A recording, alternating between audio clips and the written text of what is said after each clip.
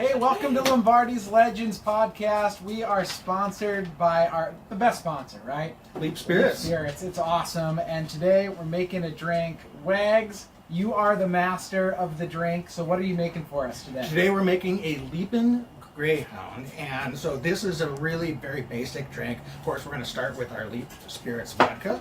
1.5 ounces in each drink. And Dane, this is so easy. You can do this at home, either using a tumbler or a highball glass. And then next we're just going to get some grapefruit juice. Great. Fill that most of the way. Wags, I love this. This is looking really good. Absolutely. And then just a splash of cranberry juice. Ooh. Wisconsin's finest cranberry juice. Absolutely. And then we're going to garnish with some grapefruit slices. Look at this. And we're all set to go. Cheers. Cheers, Go Pack buddy. Go. Go Pack Go.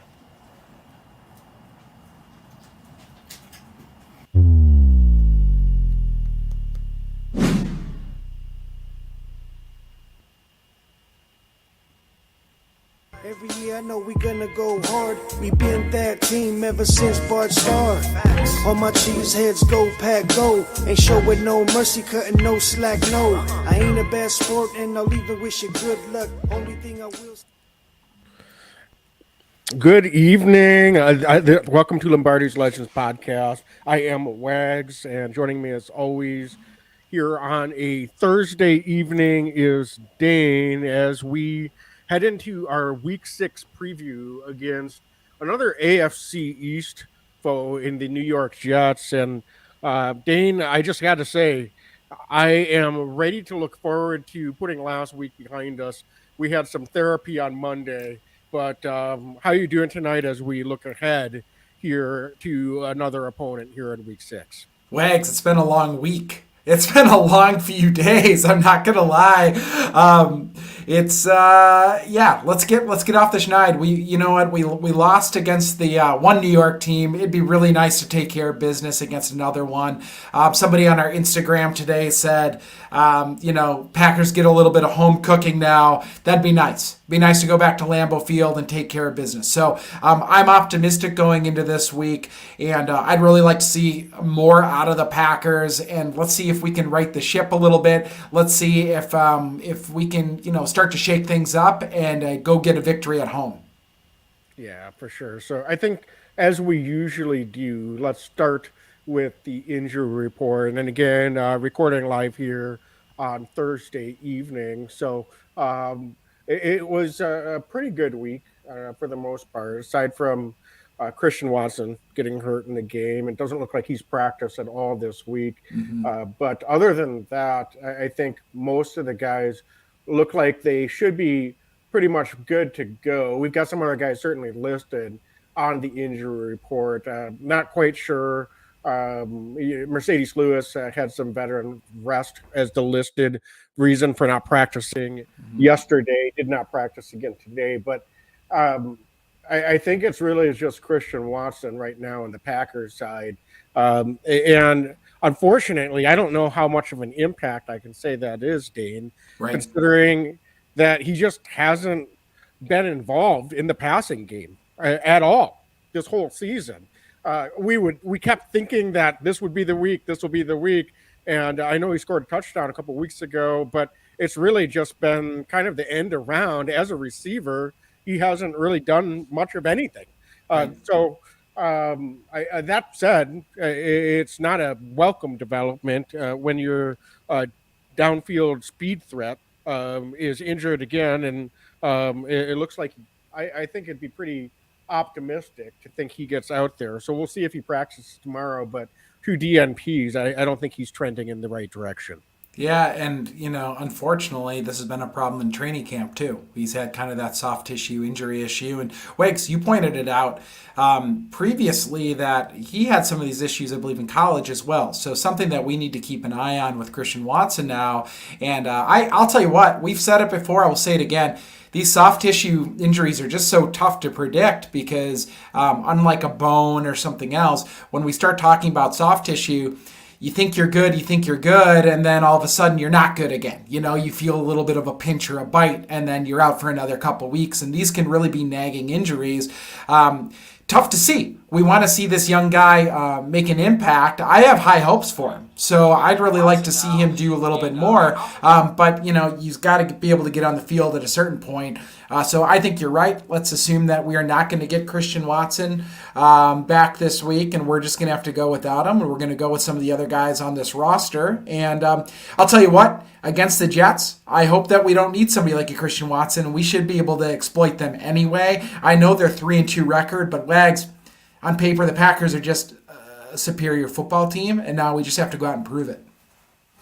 Yeah, well, let's talk a little bit. And that's hard to do. Yeah, let's talk a little bit about that, because we've been saying that for a few weeks now, and even though last week was the first loss since week 1, we haven't exactly looked like a superior team to anyone we've played so far this season. So what is it going to take, Dane? And we don't need to recap our pity party from Monday, but in all honesty, I mean, I'm curious. What do you think is going to be the biggest thing that you're going to be looking for? Is it on all phases? Are you looking for some type of progression from either the offense and or the defense? But what are you going to deem a successful turnaround to the degree that you're going to feel a lot more confident about what the Packers are doing moving forward? Certainly, we expect them to perform well enough to this is a team we should be. But it could be a close game. They could win ugly again, and that wouldn't necessarily make me feel better about the Packers and that they've resolved anything moving forward. Yeah, no, I mean, it's a great question to ask, right? Because, candidly, there's a lot of things to look at, right? That could improve, that can make this team better. So I guess the question becomes, what kind of markers are we looking at, right? That we consider an improvement outside of the box score, I guess I should say.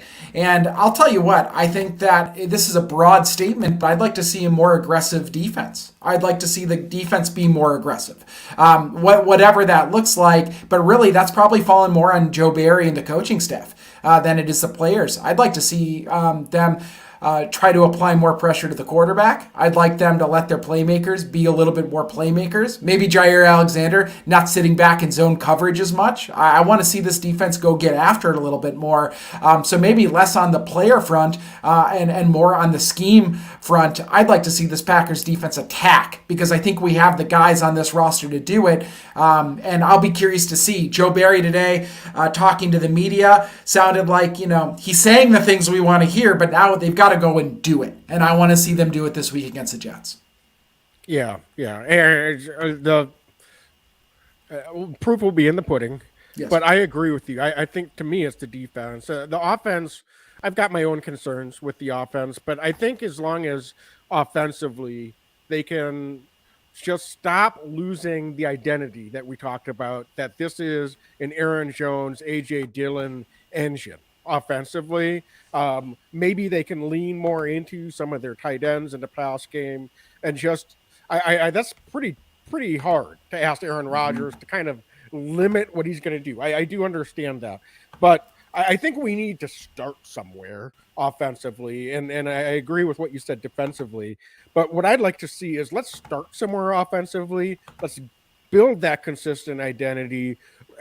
There's been very few situations where I felt like, as long as we're consistently running the football through the series, through the quarter, through the half, and through all 4 quarters, that the offense hasn't been mostly pretty productive. So I'd like to just start there, and then some of these other things can come on the offensive side of the ball. I know as fans we're very impatient to see everything click and the beautiful downfield passing attack that we've come to get accustomed to. But as long as they can just lean into the identity and really feel like they're in a rhythm and not shooting themselves in the foot from quarter to quarter, from series to series, I'll be okay with whatever we do offensively. Look, if we're putting up 25 points or more on the offensive side of the ball. I don't think that's going to be our main issue this season. So I think that in a roundabout way, I'm coming back to what you said on the defensive side of the ball. Can we get more aggressive? Can we force the issue of the opponents offensively a little bit and unleash some of this talent that we know we have on the defensive side of the ball? And Wags, so I want to make sure we give credit where credit's due. Jacob Morley from the Packer Report 66, he's a staff writer over there. He tweeted, and he's also on the Pack a Day podcast, tweeted out today that Zach Wilson, the quarterback for the New York Jets, has a completion percentage of 18.8% when under pressure. It's the lowest in the NFL. If we're not applying pressure this week, against Zach Wilson, second-year quarterback, I don't know when we do it, right? When I see those numbers, we should be smothering him, and we have the guys to do it. Our pass rush has not really been the issue this year. Rashawn Gary's been phenomenal. Preston Smith's been very, very good. We need to bring the house, though. I want to bring some guys. I want to make this quarterback uncomfortable early and often, especially with the home crowd at Lambeau Field. If we don't do it this week, I don't know when it happens with Joe Barry. I just don't.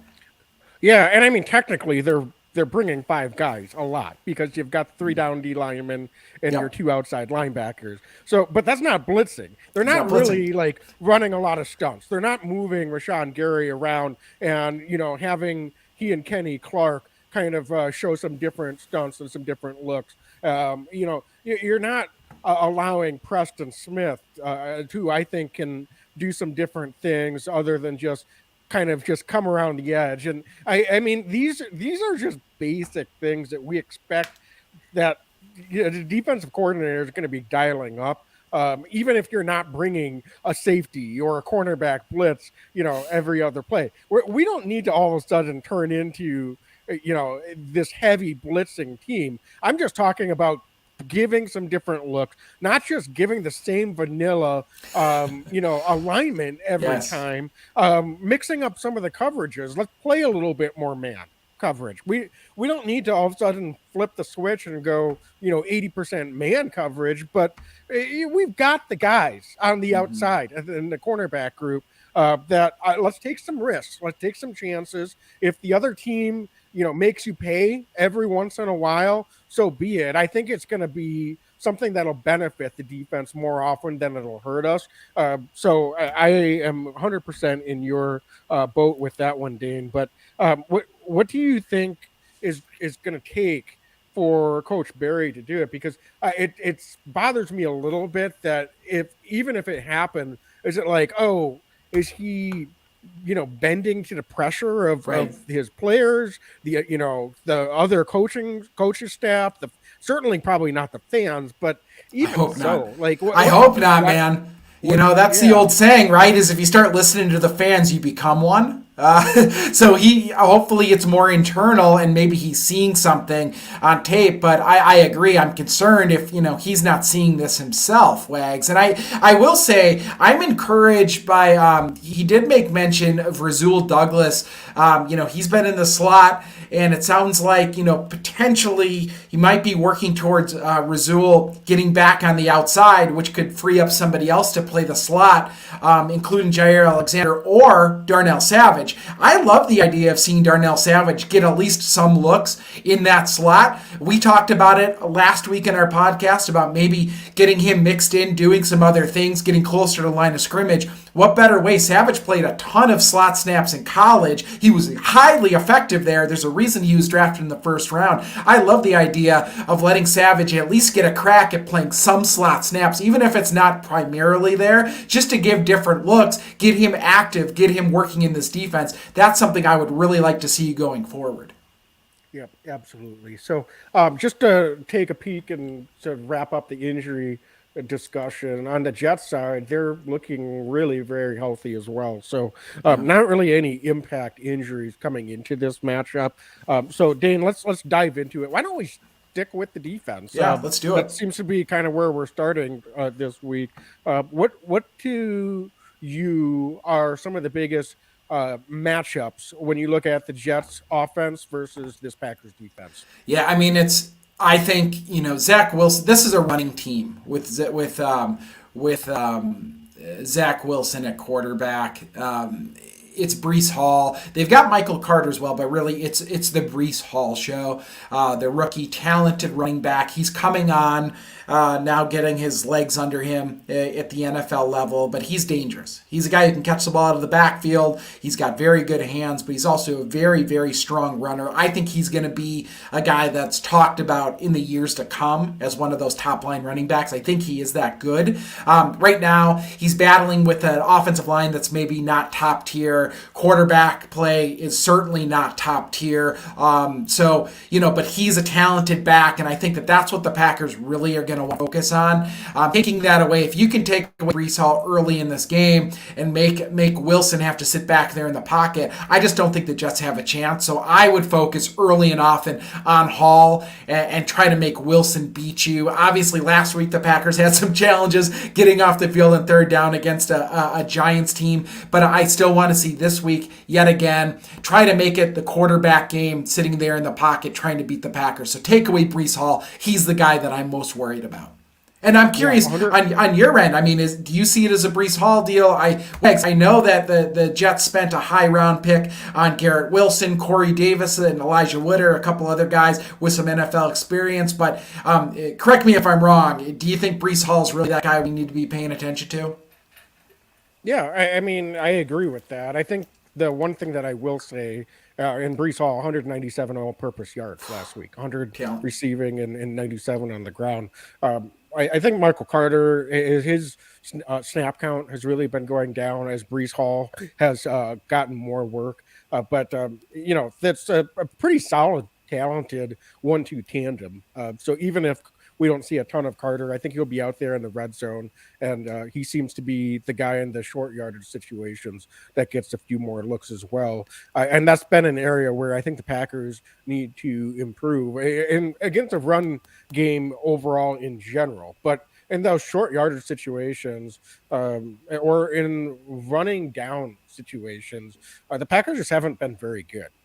They need to force more third downs against this Jets offense because, as you said, when you're looking at a guy as up and down as Zach Wilson has been in his early career, he's going to take some shots. He's going to take some chances, especially in an opponent game like this at Lambeau Field. We saw him come in last year as a rookie in the preseason. And he, I know it's a preseason, but he's going to take some downfield shots as well. So don't kid yourselves. The Jets have, I don't think, again, a super productive wide receiver core in terms of what they've done historically, but they've got some talent there, as you said, with Garrett Wilson, first round pick. They've got a lot of speed there. Corey Davis can definitely stretch the field. So if you give him time to throw, then all of a sudden this turns into a problem again, because we've seen it the last few weeks against quarterbacks that should be struggling against pressure. They're getting time to throw. They've got a good running game going. So you get a little bit of rhythm, and all of a sudden in this Packers soft zone look that they've been throwing out there, you can get a rhythm passing the ball too. So that's exactly what they can't allow to happen. So it's not as easy as just saying, okay, we had to take away Breece Hall, but it definitely starts there, Dane. And I think the Packers, to me, even if he is getting 3-4 yards to carry, if we can get into some third downs, let's get even in 3rd, 4, 3rd and 5. I think that's going to be a situation where we can win a higher percentage of those than we lose. And hopefully those are going to be the money downs where we can perhaps force some turnovers this week as well, which has been an area that we've been lacking the last couple of weeks as well. Wags, David in our chat says, did Joe Barry get possessed by Dom Capers? I mean, it is Halloween month. It's funny, David, we actually, and our friends and I have a Packer chat. We were talking a little about the comparisons between them as well. Wags, how do we get Barry back on the good graces? I thought last year I was really excited about what he did with some injured guys out there. They still were really competitive defensively. So do you think that it starts and ends with them being aggressive, more creative, more unpredictable, all of the above? I mean, what are we looking at here? It's all of the above, man. Don't you think? Like Yeah. it's he just has to realize he's not dealing with a short deck like he had last year with all the injuries that we had on the defensive side of the ball. He's got a full deck to work with, and so there's no reason to be playing so conservatively. Get creative, take some risk, allow some of these guys to be those true playmakers, like you said earlier. And I think that's what can unlock what this defense could turn into. There's still a long way to go. So it hasn't been great. But the one thing I will say is defenses can get better over the course of a season. And so I think it starts this week. I want to see some progression. I want to see something that really just looks and feels a little bit different than what we've been seeing. But Dane, to me, it's got to be the defensive line to start setting the tone, and that's been more weeks than not outside of Kenny Clark, and I thought TJ Slayton played and fired last week. We just haven't, as a entire unit, gotten the level of play from the defensive line that I was hoping that we would see this season. This has got to be the week where I think they've just got to collectively just step up their game. I will ask you this. Been really disappointed in Dean Lowry so far this season. I don't think he's been playing very impactful football at all.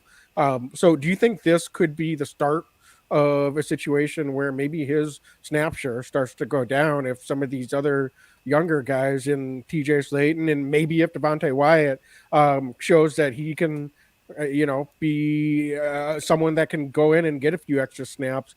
Is it time to start looking at those other options because we kind of know what we've got with Dean Lowry, and just quite honestly, he's been part of some really bad run defenses, and he's had, I thought, one of his better seasons last year, but just been pretty invisible so far this year, and I just don't see what it benefits when you're looking at a lame duck type of player in Dean Lowry. Let's get some of these young guys some run and see what we have, in my opinion. Or is there some other, are there some other things that, that Coach Berry could do to press some buttons as well? Well, I think that's a primary one right there. Dean was a guy who I thought could be a surprise cut after training camp, just based on his salary. Jerron Reed's played really well, I thought, the last couple of weeks. He's really come on after a little bit of a slow start the first couple of weeks in the year. Obviously, Kenny Clark's been phenomenal, but TJ Slayton, especially after last week, has got to get he's earning snaps. There's no doubt about it. And we'll see. Obviously, we mentioned the Christian Watson injury up front. Devontae Wyatt was also injured last week. He was not able to go. So wouldn't be surprised if he's unable to go again, Wags. I could also see the Packers calling up somebody like a Jack Heflin or a Slayton, Chris Slayton, because, either one of those guys could theoretically get called up from the practice squad and get some snaps as well, right? I mean, Jack Heflin played so well in preseason. If they're trying to limit the load a little bit and they want to throw a fifth guy out there, if Wyatt's unable to go, wouldn't be surprised to see Jack get a call up. So, I think that we should see a little bit more of a rotation in that front. But I do think out of everybody on this defense, if anybody's earning more snaps right now that we haven't seen, it's got to be TJ Slayton, who is disruptive on a number of plays last week. So I love the idea, and wouldn't be surprised if we see that coming into this week.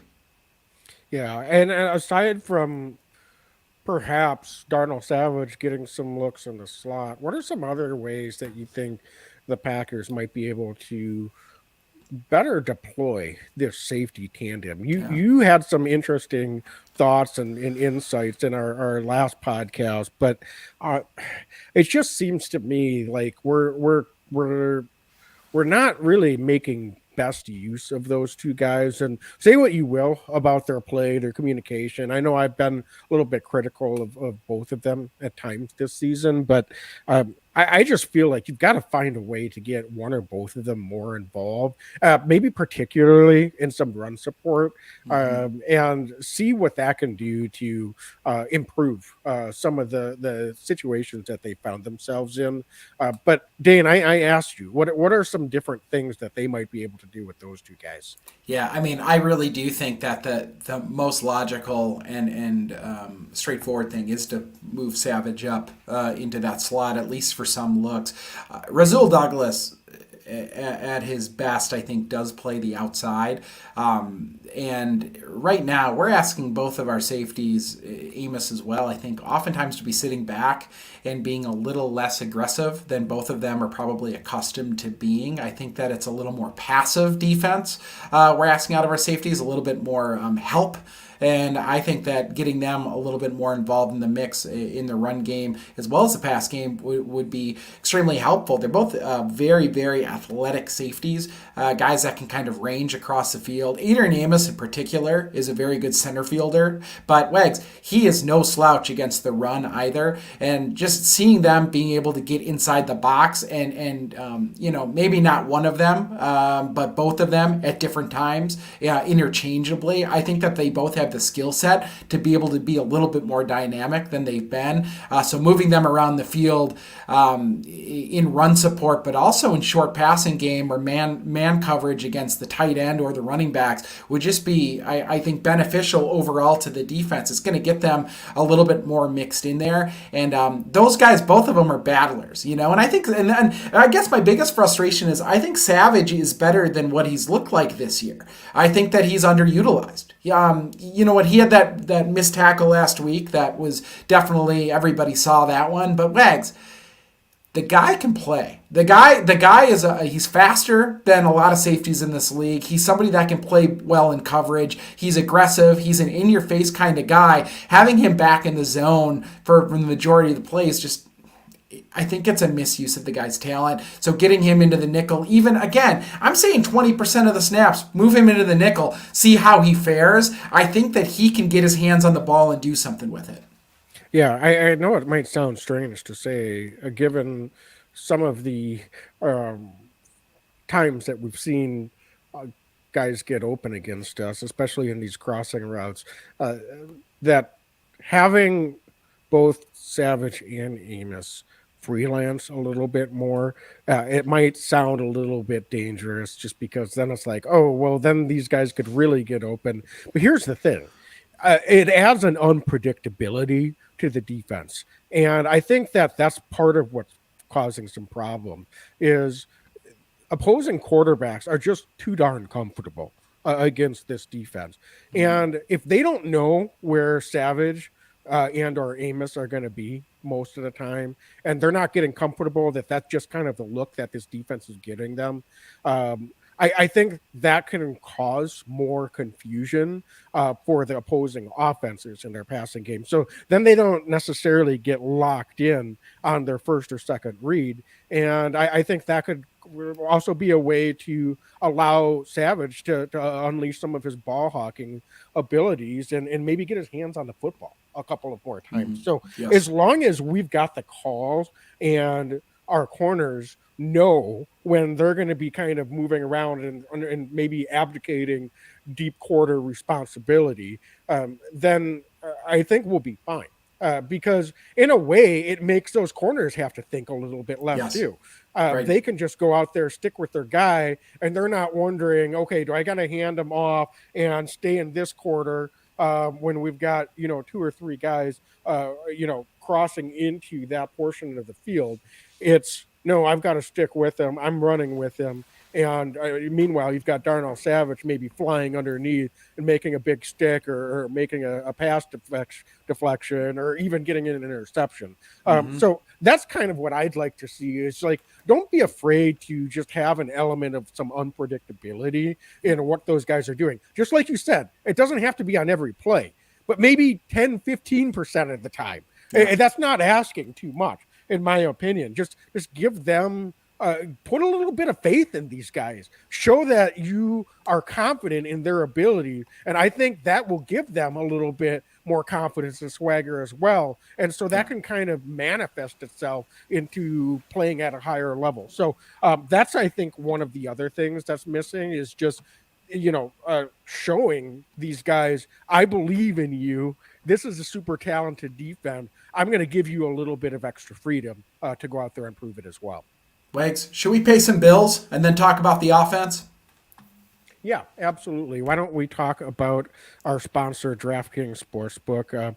DraftKings, of course, is the official sports betting partner of the NFL. And Dane, right now they've got some nice deals going on with DraftKings. We're talking touchdowns, big plays, and even bigger wins. New customers can bet just $5 on any NFL team to win and get $200 in free bets if they do.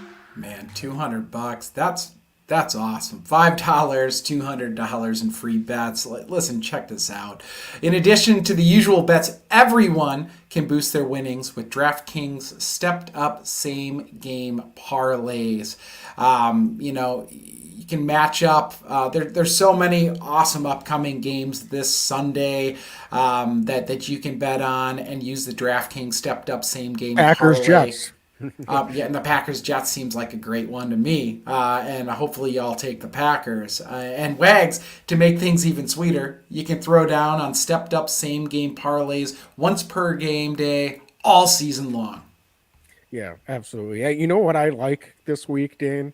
I like the Packers, and I like I like the over. I'm not a big fan of betting overs, but I think this Packer offense is going to respond this week and put up some points. So that's the one I like a lot. But anyway, folks, download the DraftKings Sportsbook app now.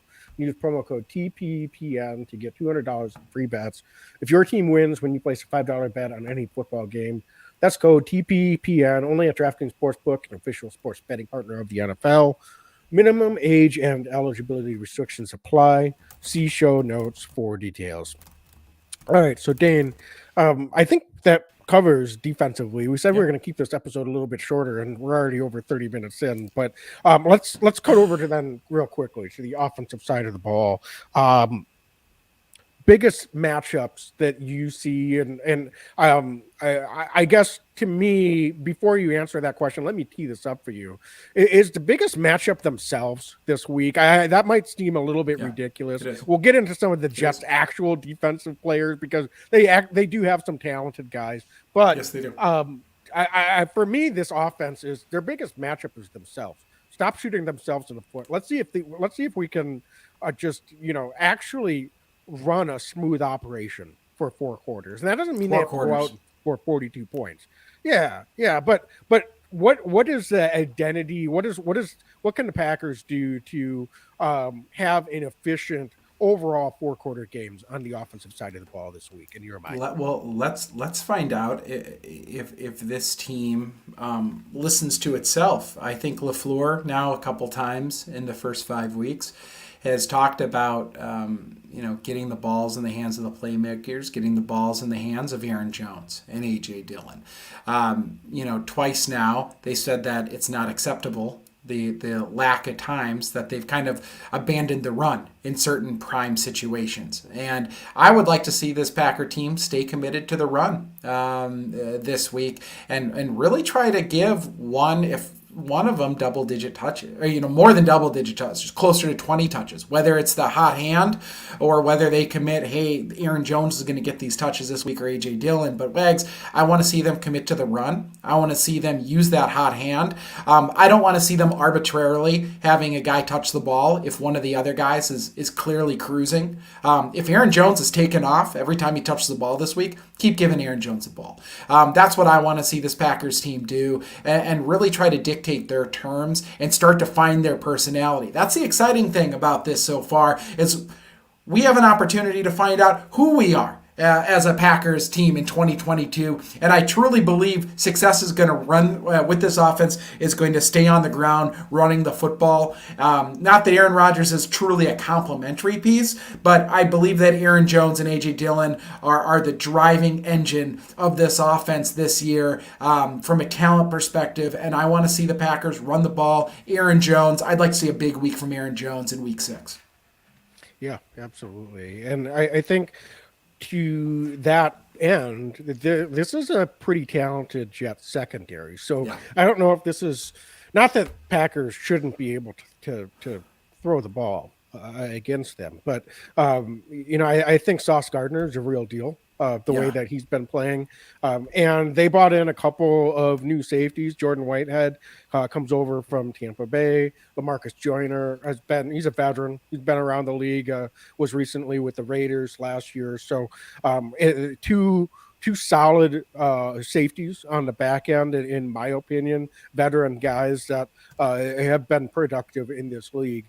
So I think to even more that extent, the matchups favor the run over the pass this week. So, Dane, I asked you this, though. Mhm. It's not just about getting touches for those guys running the ball.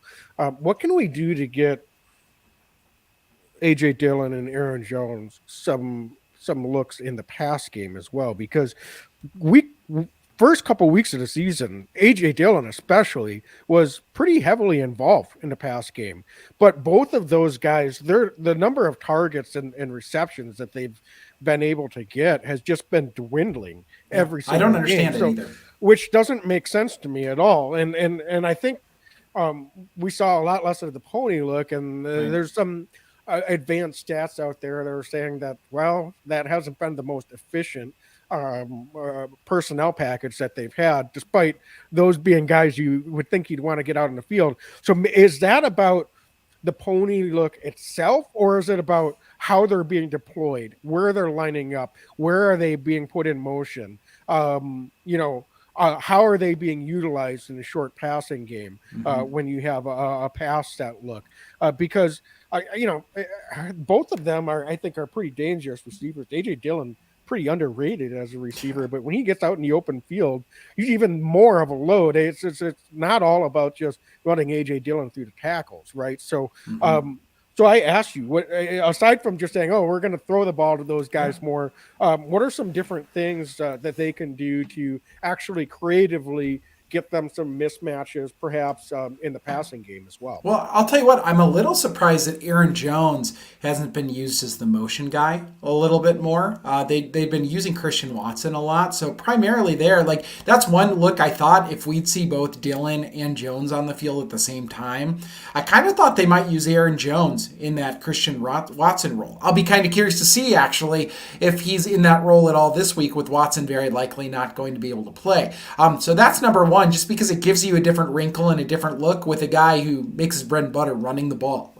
But I look at matchups, Wags. I look at the matchups across the board, and I would really like to see the Packers try to get somebody like a Quan Alexander, the weak side linebacker, even C.J. Mosley, their middle linebacker, isolated in space against A.J. Dillon. I love when the Packers have been able to use their athletic offensive linemen to kind of pull around and lead block for their running backs. And when we've been able to do that, we've seen a lot of success. And it seemed like last week the Packers kind of went away from that at different points in the game when I thought it'd be really effective against Giants pass rush. The Giants were bringing a lot of pressure on Aaron Rodgers in the second half. I'm really surprised the Packers didn't try to use that to their advantage and let that defense come in and then do a dump off, and have those lead blockers in front, kind of the screen pass, bubble screen passes. I'd love to see the Packers try to get after it this week yet again and get some hats on some defensive bodies,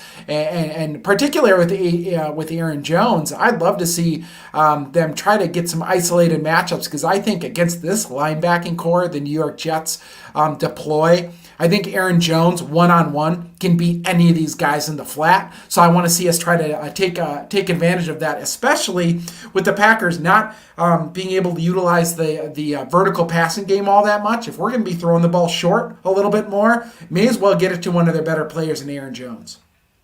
Yeah, I completely agree. And I mean, if you think about it, Aaron Jones is a guy that, he can just get that sliver and he's got 7 yards. That's what he's been doing all season. So, I would like to see A.J. Dillon continue to get looks at maybe as a single back. And I think that's a perfect little wrinkle that maybe they can get a little bit more of this week. And it's not about Aaron Jones not still getting running carries, but I think it's about just getting him in different looks that the defense just has to account for him when he's moving both out of the backfield and out of the slot and wherever he might be at. That just puts a lot more stress on the defense. With all respect to Christian Watson, I think we saw it last week. It was a little bit predictable when they tried to get him the ball on some of those end around, and it just didn't work. It wasn't going anywhere. I think Aaron Jones can be a little bit more dynamic in some of those looks than what Christian Watson's been able to be. I'd like to see them whenever Christian Watson hopefully is able to go, even if it's not this week. Let's focus on making Christian Watson a wide receiver. Yes, I don't please. need any more gadget plays. Agreed. That should not be his role, and I think it's a misuse, and it's frankly a waste of time, in my opinion, in his development, and it's a waste of time in what this offense should be, because he's got to be, whether he gets 4 targets or 10, and that might be a little bit optimistic. We need to get him involved as a downfield receiver, right over the middle. Spot on. We just haven't seen it because we're having him think about having to know when to go in motion and all of this stuff, and it's setting him back developmentally, and I think it's setting his offense back, quite honestly. So maybe this is kind of a silver lining that he's going to be out this week, and perhaps Aaron Jones will kind of solidify that as his role, among other roles, obviously, in this offense. Yeah, Wags, I'll be blunt. This team's not going anywhere in the playoffs if Christian Watson isn't developing a little bit as a wide receiver. That's a reality. We need guys to step up. We've seen Romeo Doubs have some moments, and I think that he's going to continue to put it together. In fact, I think the Packers really found a guy in Romeo Doubs. He's going to be a very, very, very good wide receiver at the National Football League for the Packers. We're going to see a lot of Romeo Doubs jerseys at Lambeau Field, I think, in the coming years. But Christian Watson needs to step up and have some moments this year as well, and not just as a guy running in motion, to your point. We need him to be running routes once he gets healthy. Otherwise, I don't see this offense progressing the way it needs to. So you're absolutely right. I think looking at the rest of the wide receivers, I want to watch Romeo Doubs this week. That's the guy I want to see have a day. I want to see him continue to put it together. I think if this team's playing 4 quarters of solid football, Romeo Doubs is going to have a hand in that. So that's who I'm going to be watching at the wide receiver core closer than anybody. With all due respect to Lazard, Randall Cobb, whoever else is out there, I need Romeo Doubs to continue to progress this week, and I think that he's going to go a big way in this Packers winning the football game on Sunday. Yeah, I completely agree. One thing that I will say also about this Jets team is they're not real strong on the edge, so I think that's another matchup that the Packers can try to exploit. Perhaps that allows some of these tight ends, some more of Tunyon and DeGuara. We've seen the last couple of weeks, both of them get slightly more involved in the pass game, but perhaps they can do a quick chip, and we don't need to give quite as much help in pass protection, and we can get these tight ends involved, and that gives a couple more guys out there for this defense to have to account for, and a couple more big targets for Aaron Rodgers. So I think that would be another nice development for this offense. Is let's lean on Robert Tunyon. Why can't he be a tight end that gets 8 targets or more a week? I'm asking, just really, and that's not meant as a rhetorical question. Is there any reason that Bob Tunyon can't be one of our top receiving threats this season? I know he's not going to stretch the field vertically, but maybe he's one of our best receivers this year. Let's start treating him like it. Honestly, he can. Let's give him some volume. So I think. We keep talking about the receivers. I'll say this: I think Bob Tunyon looks terrific. He's looked a lot better than I expected him to, coming off that major injury. Yes. And so, to me, he's someone that I would try to lean on, and he should be commanding the football. Let's see if he can become a higher volume receiving threat And I think this is another good week to see if that can happen as well. Any concern about Aaron Rodgers' thumb? He's taped up this today in practice. He's practicing. He's got something on his hand. Any concern at all on your end?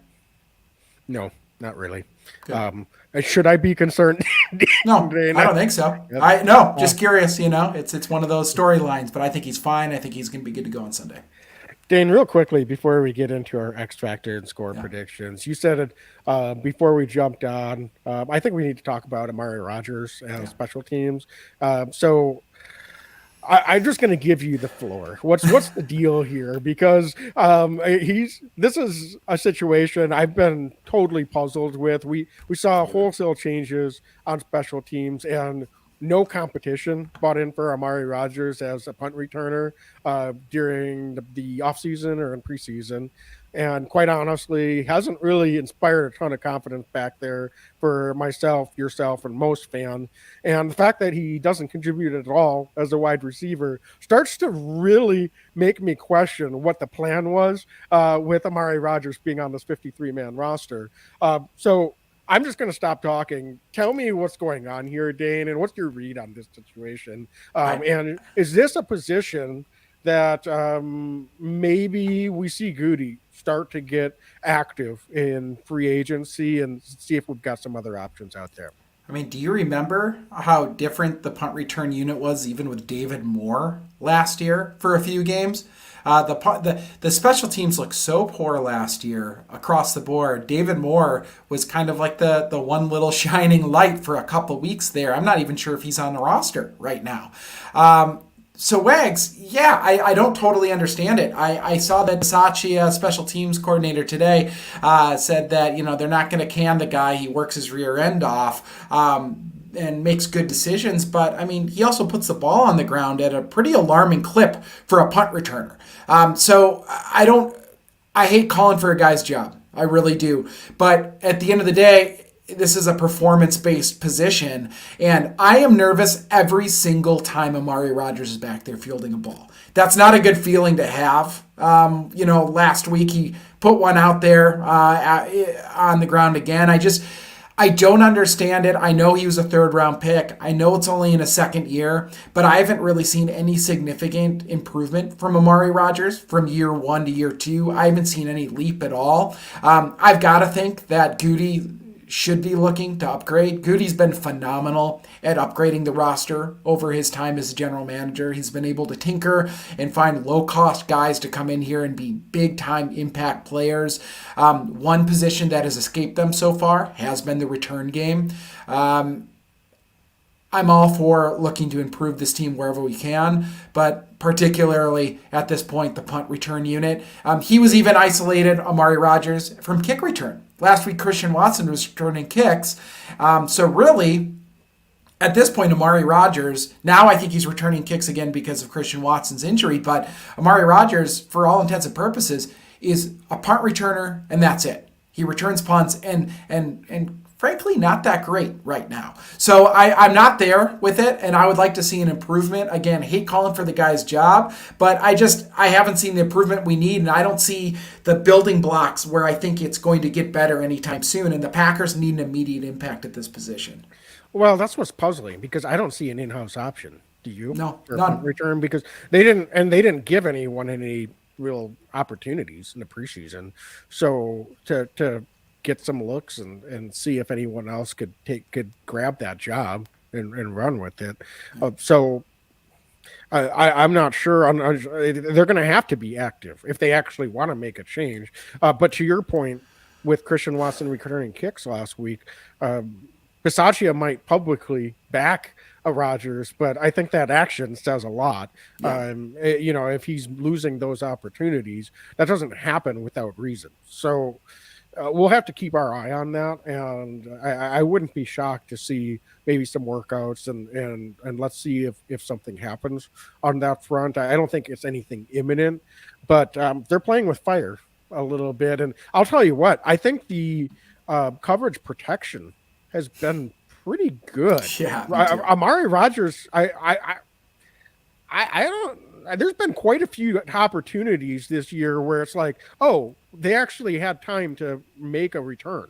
So I would like to see someone that's a little bit more dynamic in that role back there, to your point, and see what they might be able to do with it. Because I think the blocking's been pretty good, and I think that we've actually had some situations where it's like, oh, we actually had an opportunity to make a return right there. Um, I'm definitely keeping my eye on that. Special teams has been a much welcomed improvement so far this year, but that's, I think, one area where we could certainly upgrade this roster. Yeah, special teams has looked a lot better. Now we just need the offense, the defense. We'll be clicking on all cylinders, Wags. Yeah. All right, Dane, let's get into our Leap Spirits X Factors of the week. And I think just like we started with the defense in the matchups discussion, Yeah. why don't we start on the defensive side of the ball, Dane? Who are you circling here? I will let you go first this week. Who are you circling as your potential Leap Spirits X Factor on the defensive side of the ball? I've talked about him all day, so I'm going to talk about him again. Darnell Savage Jr. I think they're going to give him more responsibility this week, and I want to see it. So I'll keep it short and sweet. I've already talked about why I think he should be out there. So Darnell Savage Jr. is going to be my X factor. I think he's going to ball out a little bit, bounce back performance. Yeah, I really like that. I'm going to go with Devontra Campbell. Yeah. He might be a little higher on the star list to be considered an X factor, but I don't know. He has been a little bit quieter overall this season than he was much of last year, and I'm not saying that like I'm totally disappointed in his play. I think our defensive line has to be better. But I'd like to see Devontra Campbell as another one of those guys that can be unleashed a little bit. We talked about those safeties and Darnell Savage. To a lesser degree, I think Darnell Savage is a guy that we could utilize to move around and rove and maybe bring in some pressures and bring him up the middle a little bit. He's long, he's fast, he closes. And I just think that he can cause some problems if we're willing to use him that way. I'm comfortable enough what I've seen from Quay Walker that I don't really feel like we need to have Devontra Campbell back there as a safety valve. Let's see if we can unleash him a little bit this week as well. So for that reason, I'm going to go with Devontra Campbell as the X factor this week. I love it, Wags, and that's the theme, right? Is let's stop being safe. Let's stop trying to protect guys, including Walker, right, who's played really well, I think, in his first 5 games. Let these guys rip a little bit. Let's take the training wheels off. I believe in these guys. That's why they were drafted. That's why they're in Green Bay. Let's move to the offensive side, Wags. Let you go first on this one. Who you got as your X factor for the Leap Vodka X Factor of the week? Emphatically AJ Dillon. I think he's had a quiet few weeks. I think this is a get right game for AJ Dillon, and that's not going to take away from what Aaron Jones should be this week. I think Aaron Jones, I'm hoping he gets over 20 touches for once this week. But I think AJ Dillon is someone that we can just get moving downhill. Let's get a lead. Let's see if we can get AJ Dillon more of that 12 to 15 carries this week as well. I think he can get in the end zone. I think he can just move that pile and really give us some better down and distance situations when we're running the ball early and when we're running the ball late. So I like AJ Dillon to be a X factor and to just really be that engine that keeps this Packer offense running consistently for a full 4-quarter game for the first time this year. So if he's able to do that, I like our chances of being able to deliver on that premise as well. So I'm going to go with AJ Dillon as my offensive X factor. Strong choice, Wags. On my end, there's a reason in our fantasy football league, Wags, that I have tried to get Romeo Doubs from Cole. I'm playing you this week, and I think Dobbs is going to have a big week this week. I think Romeo Doubs is having 2 touchdowns for the Packers. I'm just going to throw it out there. So I think Romeo Doubs is going to be my Leap Spirits Vodka X Factor of Week 6. He's going to put it together. He's going to hang on to these balls. He's going to make the plays that they need. He's going to be the downfield threat for the Packers. He's going to be good with the ball in his hands. I think he's having a big week. Romeo Doubs is my Leap Spirits X Factor of Week 2. Of Week 6. I can't believe we're talking about fantasy football team. Dean, unlike the Packers, I'm with my fantasy team, I'm so focused just on my team that we're having success out there. So I didn't even know I was playing you. That's how little I care. That's how little I care because my team is taking care of business. So we'll see if that can continue this week. All right, Dane, well, let's get some score predictions. Folks that are still with us, if you got some scores predictions, throw them right in that chat.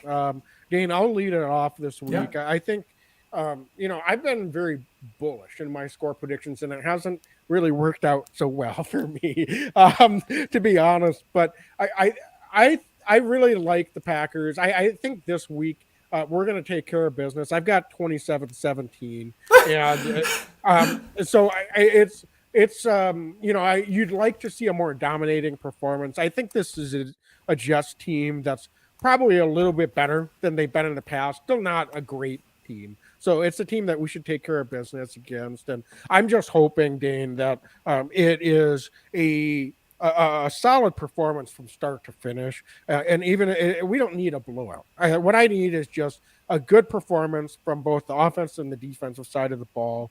Let's take care of business. Maybe the Jets score late, but I would really like to just see a real solid win. Let's cover the point spread. Let's get a nice home victory and start feeling a little bit better about what this team can look like moving forward. Wags is freaking me out. I laughed at your prediction because it's exactly what I had. 27-17 is exactly my prediction for the reasons that you said. I think the Packers win this game, but it's not a blowout game. I think that they kind of, it's kind of a close game. It's kind of an ugly game, but a little bit prettier than it was last week. But overall, I think the offense clicks pretty well. The defense smothers the young quarterback for New York Jets, and the Packers win. I have the exact same prediction, so let it be so. 27-17 Packers. Yeah, I mean, if last week we were up 20-10.5, if we would have won 27-17 and kind of just never really had it in doubt, I don't think anybody would have been too upset about it. Like maybe you'd say, well, there's some things we need to get better. But that was the biggest criticism I had after last game is what is our calling card? What are we actually building towards? And that's what I'm looking for this week. Let's give a good performance and give us something that we can say, okay, we're actually building that identity. We're actually building something on both sides of the football. Totally. So, folks, if you like listening, please like us on social media, Instagram, Facebook, Twitter. Thank you so much for subscribing. As always, you can find us on, wherever you get podcasts, right? Apple, Spotify, we're on YouTube, we're everywhere. So Wags, any other closing thoughts of wisdom other than Packers play at noon Central Time, Sunday at Lambeau Field? That's it. Thanks so much for joining. As always, be legendary and go Pack, go. Go Pack, go! Every year I know we gonna go hard. We been that team ever since Bart started. All my cheese heads go Pack, go. Ain't showing no mercy, cutting no slack, no. I ain't a bad sport and I'll even wish you good luck. Only thing I will